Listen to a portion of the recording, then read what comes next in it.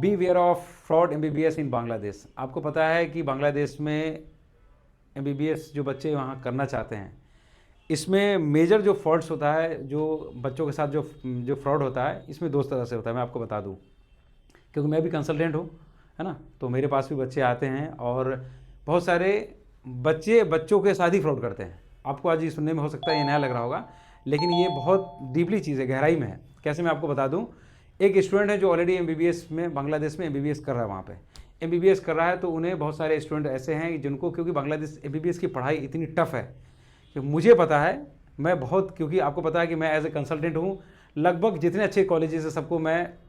Visit करता हूँ, वहाँ पे लेक्चर वगैरह से भी जाके प्रिंसिपल से, चेयरमैन से, सबसे मुलाकात होती है। जो सीनियर बच्चे जो हैं, लास्ट ईयर से लेकर फर्स्ट ईयर तक के बच्चे से मुलाकात होती है। उनके स्टडी का पेरेंट्स फिर अपने बच्चों के बारे में फीडबैक देते हैं। तो हमें पता है, क्योंकि बच्चे जो एक कॉलेज में आते हैं उनको पार्टिकुलर एक कॉलेज का उनके पास क्या होता है, नॉलेज होता है, एक्सपीरियंस होता है। मुझे तो नंबर ऑफ एक जो रियल कंसल्टेंट होते हैं, अगर एक्चुअल वो वाकई वहाँ पे जाके उस कंट्री में बच्चे का एडमिशन कराते हैं वहाँ पे ग्राउंड पे, तो उन्हें अच्छे से पता होगा कि एक बच्चे जो एमबीबीएस एब्रोड से कर रहे हैं उनका क्या सिचुएशन होता है, उनके साथ कैसे वो कंट्री ट्रीट करती है, बच्चों को क्या वहाँ पे परेशानी आती है। तो मैं आपको शॉर्ट में आप बता दूं कि बच्चों के साथ जो फॉरेन में, अभी मैं सिर्फ बांग्लादेश के लिए कर रहा हूँ और दूसरे कंट्री में भी इसको कंपेरिजन कर सकते हैं।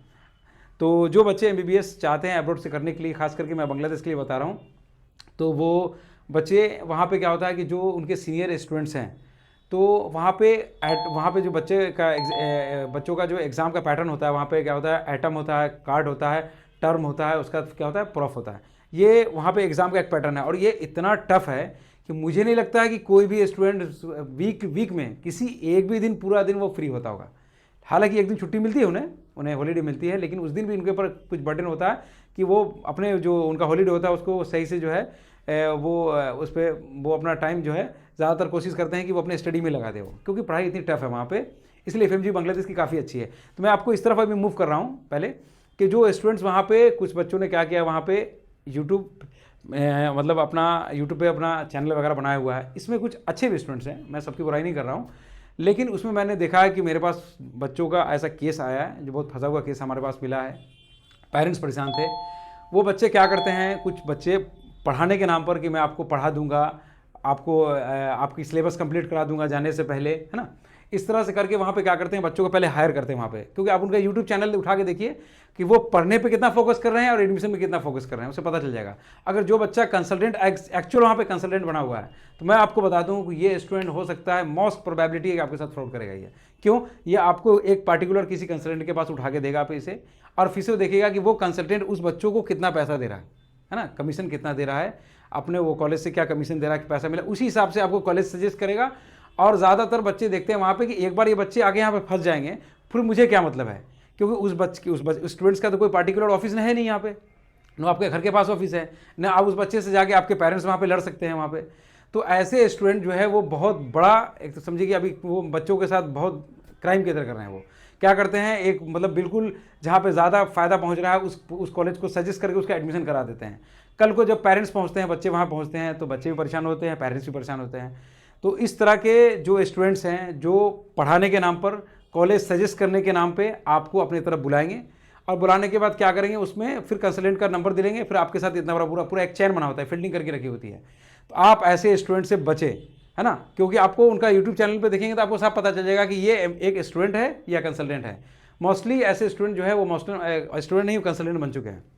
तो ऐसे एक तो फ्रॉड का मैंने बता दिया है, इस तरह से चल रहा है वो। और ऐसे आप स्टूडेंट्स को अगर बैकग्राउंड अगर उनके कॉलेज में देखेंगे तो आप देखेंगे उनके खुद पेपर फंसे हुए हैं, लेकिन वो पढ़ाने को बिल्कुल बेताब है कि मैं अभी पढ़ाना चाहता हूँ, और पढ़ाने के नाम पर आपको बुलाएंगे, फिर पार्टिकुलर किसी देखेंगे जहाँ उनको फायदा है उस कॉलेज में उसको फंसाएंगे आपको। दूसरी चीज़, जो कंसल्टेंट वगैरह है वो आपको बताएंगे, जो आप अच्छे टॉप कॉलेजेस का नाम लेंगे, आप वहाँ पे ढाका नेशनल का लेंगे, पॉपुलर लेंगे, इनाम मेडिकल कॉलेज लेंगे, आपको बताएंगे ये सब कॉलेज अच्छे कॉलेज नहीं है, कॉलेज फुल है, यहाँ पे एडमिशन नहीं हो सकता है, जीपीए ज़्यादा लेते हैं ये, इसमें ये प्रॉब्लम है, इसमें ये प्रॉब्लम है, और आपको वो कॉलेज सजेस्ट करेंगे जिन कॉलेज में इनको ज़्यादा फायदा है, वैसे कॉलेज आपको सजेस्ट करेंगे और कहेंगे कि बस इसमें 1-2 सीट खाली है, वो फुल होने वाला ही है। फिर आपको उसमें सीट फिल कराएंगे, उसमें कल को आप पहुँचेंगे देखेंगे उसमें पेशेंट फ्लो नहीं है, वहाँ का हॉस्पिटल अच्छा नहीं है, वहाँ का हॉस्टल अच्छा नहीं है। तो इस तरह ये कंसल्टेंट बच्चों के साथ कर रहे हैं, और फिर क्या करेंगे, कहेंगे कि आप मुझे पूरी जो ट्यूशन फीस है आप मुझे दे दें ट्यूशन फीस, अब मैं कॉलेज में सबमिट कर दूँ वहाँ पे। तो आप जो ट्यूशन फीस है, अगर ठीक है, अगर उनका वहाँ पे अप्रोच है, अच्छी बात है, बहुत कम लोगों का है, सब लोगों का है नहीं वहाँ पे, मैं आपको बताता चलूँ। क्योंकि बांग्लादेश का जो एडमिशन प्रोसेस है थोड़ा लेंदी है as compare to other country, है ना। क्योंकि आपको पता है वहाँ पे पहले पोर्टल ओपन होती है, उसका बाद फॉर्म फिलअप होता है, इक्वेलेंसी निकलती है, उसका बच्चों का सीट बुक होता है, अगर इक्वेलेंसी लिस्ट में नाम नहीं आया तो पैसा नॉन रिफंडेबल है वहाँ पे। तो ये सारी चीज़ है। तो आपको बता दूं कि यहाँ पे कंसल्टेंट किस तरह से बच्चों के साथ फ्रॉड कर रहे हैं, है ना। दूसरी चीज़ है कि जो वहाँ पे बैठे हुए जो स्टूडेंट्स हैं, कुछ अच्छे भी हैं, मैं सबकी नहीं बता रहा हूँ, अभी मैं बता रहा हूँ कि अच्छे स्टूडेंट्स हैं वहाँ पर जो चाहते हैं कि यहाँ का ग्राउंड रिपोर्ट जो है, कॉलेज के बारे में जो फैक्ट है वो कुछ दिखाना चाहते हैं। लेकिन इनकी जो नंबर ऑफ जो इनके